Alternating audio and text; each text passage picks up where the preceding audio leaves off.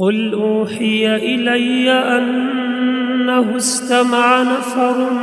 من الجن فقالوا إنا سمعنا قرآنا عجبا يهدي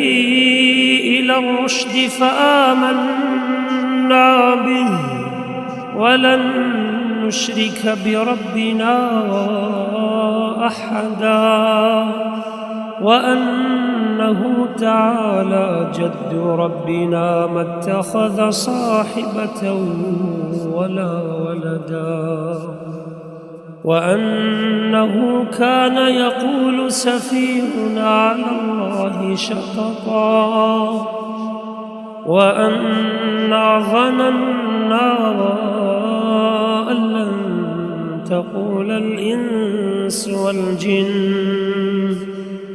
أن لن تقول الإنس والجن على الله كذبا وأنه كان رجال من الإنس يعوذون برجال من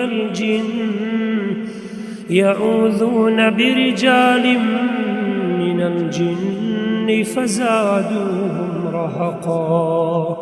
وأنهم ظنوا كما ظننتم أن لن يبعث الله أحدا وأنا لمسنا السماء فوجدناها ملئت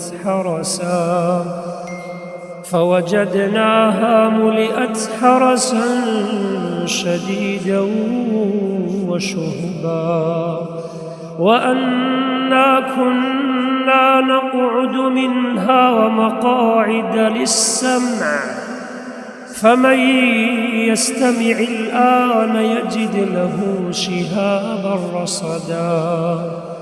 وأنا لا ندري أشر أريد بمن في الأرض أم أراد بهم ربهم رشدا وأنا منا الصالحون ومنا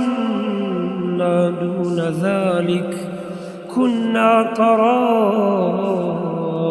قددا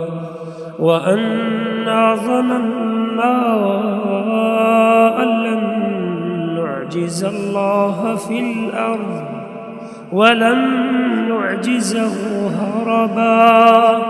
وأنا لما سمعنا الهدى آمنا به فمن يؤمن بربه فلا يخاف بخسا ولا رهقا وأنا منا المسلمون ومنا القاسطون فمن أسلم فأولئك تحروا رشدا وأما القاسطون فكانوا لجهنم حطبا وأن لو استقاموا على الطريقة لأسقيناهم ماء غدقا لنفتنهم فيه ومن يعرض عن ذكر ربه يسلكه عذابا صعدا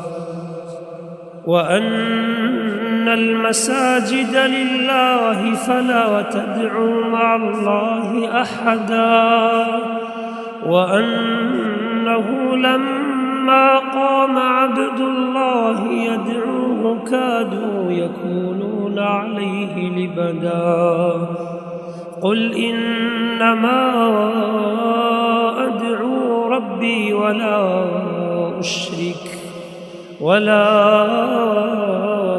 أشرك به أحدا قل إني لا أملك لكم ضرا ولا رشدا قل إني لن يجيرني من الله أحد ولن أجد من دونه ملتحدا إلا بلاغا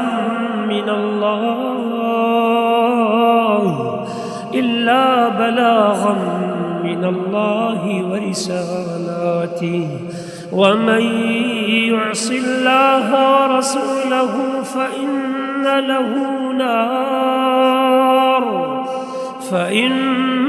له نار جهنم خالدين فيها أبدا حتى إذا رأوا ما يوعدون فسيعلمون من أضعف ناصرا وأقل عددا قل إن أدري أقريب ما توعدون أم يجعل له ربي أمدا عالم الغيب فلا يظهر على غيبه أحدا إلا من ارتضى من رسول فإنه يسلك من بين يديه ومن خلفه رصدا ليعلم أن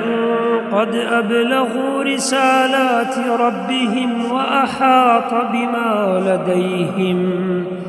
وأحصى كل شيء عددا.